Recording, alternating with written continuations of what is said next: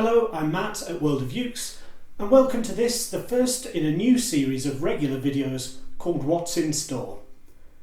I'll be answering customer questions about World of Ukes and Uke magazine and ukuleles in general in these sessions. So if you've got a question about Ukes or my store or my magazine, please send them in and I'll answer them in a future session. I've got some questions now for the first Q&A, so I'll get started.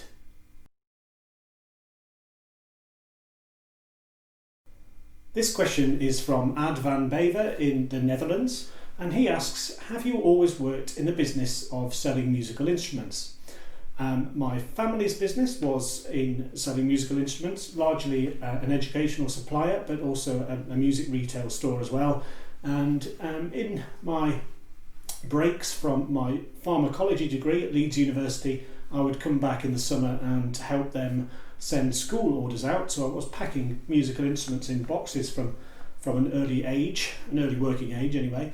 After that, I was briefly a park warden in Carlisle, which was fun. It really wasn't fun. The person I got the job from, he was a trainee vicar, I believe. He got on the wrong side of the kids in this rough area of the city, and they tried to set fire to his parkie's hut while he was inside. So he was transferred to lighter duties, and I got the job. I've also worked for a long time for a major UK bank in the complaints department, which was fun. No, it wasn't fun. I've worked for printers, where I was a copywriter. And then I joined the family business about 10 years ago, where I started selling ukuleles, basically because my uncle didn't like them, and therefore I was allowed free rein to do with whatever I wanted with them. I started my own business in 2015, started Uke magazine, and later World of Ukes, where I am now, and that's been going really well. It's still very much me, but it has been an interesting experience, and I can't see myself doing anything else. The next question is from Robert Everest, and he says, I would love to hear your inside experiences of recent trends in ukulele design and your view of where the market is headed. It's a tricky one to answer that, because there is where I would like the market to head, which is into better quality instruments and people shopping from ukulele specialists like me. I suppose that would be natural, but there's also the trend where the popularity of the ukulele has been seized upon by very large enterprises, one named after a large South American river, for example, and they are very active in how they market to people. I've watched a number of top 10 ukulele videos of late. Lots of them are linking entirely to Amazon only ukuleles and recommending these wonderful things which cost £50 and don't look very good to me. So there's going to be more of that, because the ukulele is popular. It isn't going to slip under the radar as it did in my early years of selling ukuleles. But I think there is, for all that larger base of ukulele players, you do get more filtering up the quality scale who are looking for something interesting. So that's why I think stores like World of Ukes and Southern Ukulele Store will continue to do well, because there are more people playing the ukulele, so more people will eventually find out the places to get the good ones. In terms of design, I remember reading Gotti ukulele reviews several years ago, sort of 2014, and whenever there was a ukulele which had a different headstock to the traditional Martin 3-crowned affair, Barry on Gotti ukulele would be very excited, because it was so rare. Pretty much everything was like this 3-pronged Martin style ukulele headstock. If you look behind me, that's the only one I've got on this wall which has that. So I think ukulele companies do listen and do look at what the trends are, and they will fill needs where they find them. I think another thing that might be interesting is the use of different woods. We are very familiar with spruce and mahogany, and of course koa from Hawaii, but I think in part because manufacturers want to find out different materials that they can use and source, and in part because they'll also be looking at people with a collection of ukuleles and thinking, well, if we make one in a different wood, then perhaps that person who already has 10 in every other wood will buy that. So I think there's a two-pronged approach to that. I'm just thinking, for example, about this which arrived this week, which is a Breedlove tenor electro ukulele, which uses North American myrtle for the top there, solid myrtle top, and that's just an example of something which is a little bit different, which we don't see every day, but I think we'll find more manufacturers producing more instruments with different woods. Robert also asks, what does he ask? He says, what are your hopes and dreams for the UK ukulele scene in the year ahead? I think I would hope that there'd be some sort of ukulele marketing ombudsman set up that would stamp out those awful top 10 video Amazon affiliates. Ukulele scene, I'm talking now where we're still in the pandemic period, so really I just hope that clubs and groups can get together again for that social music making element. Doing Uke magazine, I kind of see a little bit of trends in how people are interested in the ukulele.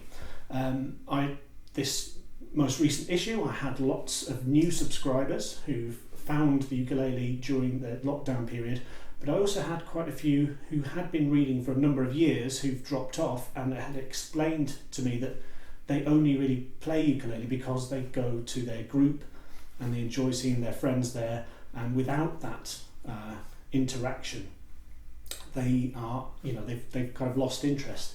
So I just hope for a return to normality so people can get back to their clubs and get back to enjoying themselves with their friends. The next one is from Carl Ragg. He's in Doncaster and the leader of Doncaster Ukulele Group, and his first question is, who is your favourite ukulele group in Doncaster? Well, Carl of Doncaster Ukulele Group, I would have to say it's definitely the Doncaster Strummers. Yeah, they're the best. I think you might come in second.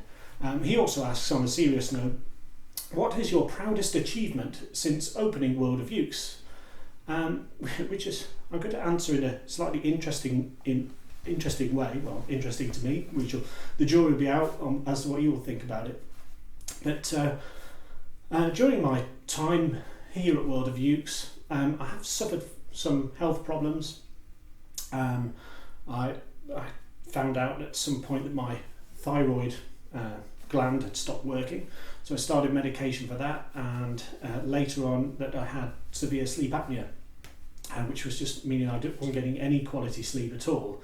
Although I would basically come in from work, have something to eat, sit down to watch the TV, and instantly fall asleep and kind of haul myself up to bed later on and sleep what I thought slept right through till the alarm, and then trying to come back into work then. But it wasn't quality sleep. It was constantly interrupted. So it took me a long time to work out what these things were. During those times, I put on a lot of weight, and I'm talking to you now. My desk is right here, and I've lost count of the times where I would wake up.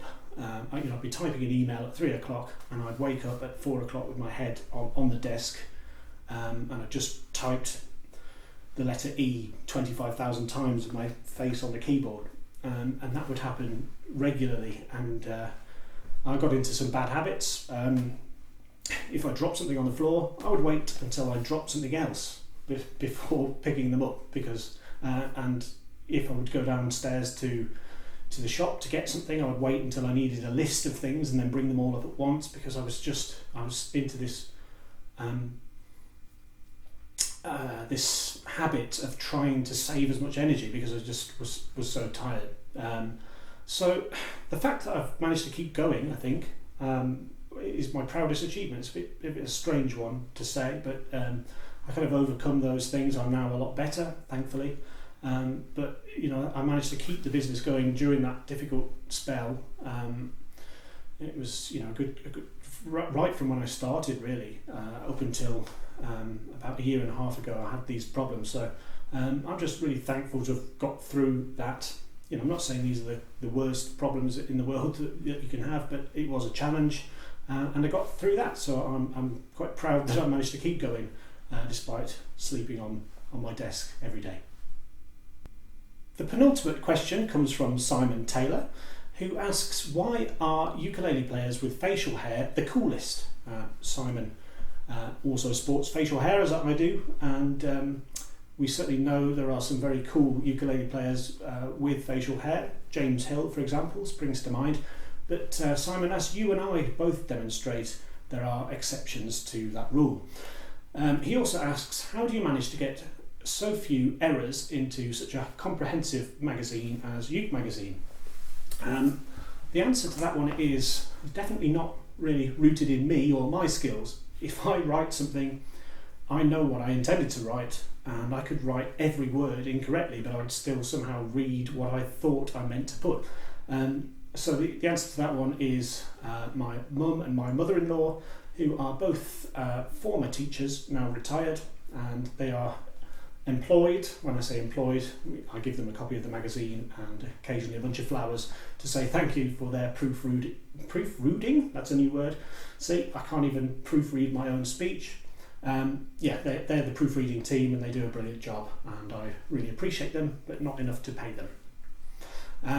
His final question, doing it again now with the proofreading, is why aNueNue ukulele is so good, which is a question I really quite like, given that I've been selling ukuleles since aNueNue ukuleles since day one of my World of Uke store. But the answer is a difficult one. I don't really know. What I would say is the way they put them together, the bracing. They obviously have hit upon the internal design which works. I know on their Moonbird series ukuleles it's described as Mount Fuji bracing, which I don't know what that means, but it sounds good, and there must be something in it, because they sound really fantastic. They really have this amazing bass response, which is quite unusual with the ukulele, and I think is a root of their popularity. And I think they're also not afraid to do things differently. They don't ape other companies or hark back to ukuleles from previous popularity periods. They kind of plough their own way. And I also know that Johnson, who runs aNueNue, he's very good with wood.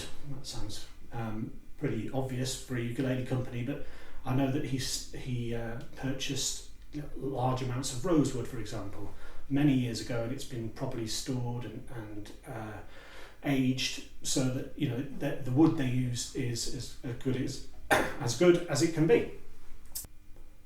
The final question is from Fiona Tomlinson, and she says, how do you get anything done and avoid spending all day playing lovely ukuleles? I think the answer to that is in my attitude to work.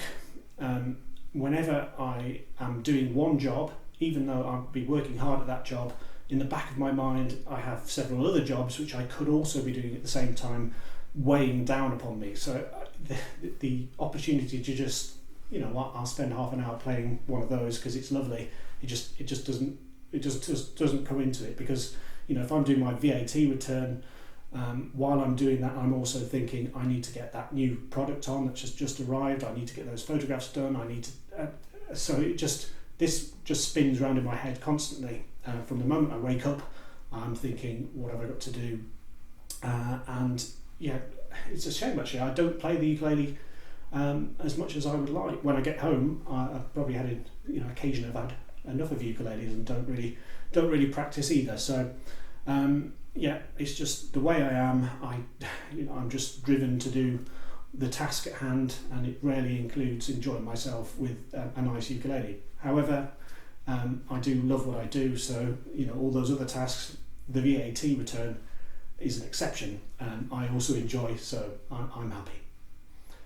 So thank you very much for watching this first edition of What's in Store. Please do send me an email if you want to ask me anything technical or anything about trends or models or what I prefer.